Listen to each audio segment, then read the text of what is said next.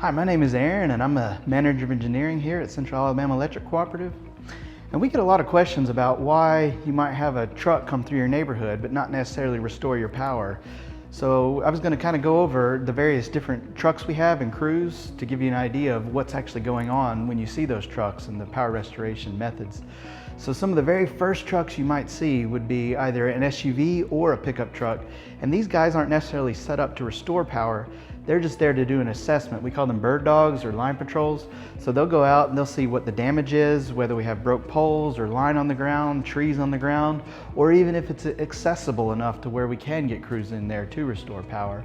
And they'll make notes, and then all that information is sent back to our dispatch so that we can get the material together so we can send out the crews that will follow. So the next type of crew you might see would be strictly line trimming crews, because if there's so much damage, a lot of trees down, we can't even access it to see what we have down.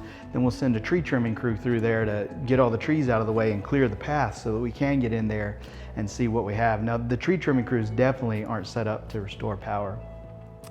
Now you might see pickup trucks. Some pickup trucks are set up to restore power. They're linemen, they have the tools necessary and the training to restore power. So they'll have a line truck, they'll have line sticks and fuses with them so that if there's no damage to the line, these guys can actually pretty quickly get your power back on by refusing it or closing the device that's open. Now that's with no damage. If there is damage, it depends on the severity of the damage. Like I mentioned before, if there's big trees on the line, then we have to send the tree trimming trucks in there first to clean it out. If there's smaller trees, sometimes the guys in the pickup trucks can knock them off, but if they're a little bit bigger, then sometimes our crews in the big bucket trucks can actually get the lines off the trees, so the trees off the lines.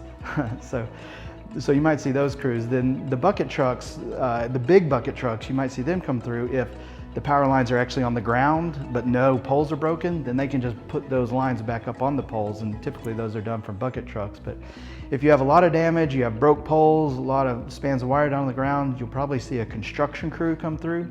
The construction crew would consist of a big bucket truck, a digger derrick, which has the auger that actually drills the holes in the ground for set new poles, and then those trucks are actually pulling pole trailers. So you'll see them pulling the poles and the pole trailers, and then they also usually have a pickup truck with them as well. So say if you live on a tap with no damage, it can usually be gotten back on by a small pickup truck, but then the next tap down, you might have a big tree that has fallen, broken the pole. That has to actually have a construction crew come through. So that's the reason why you might see your neighbor's tap get on and not you, and vice versa, because the different crews have to come through the areas at different times in order to restore the power fully.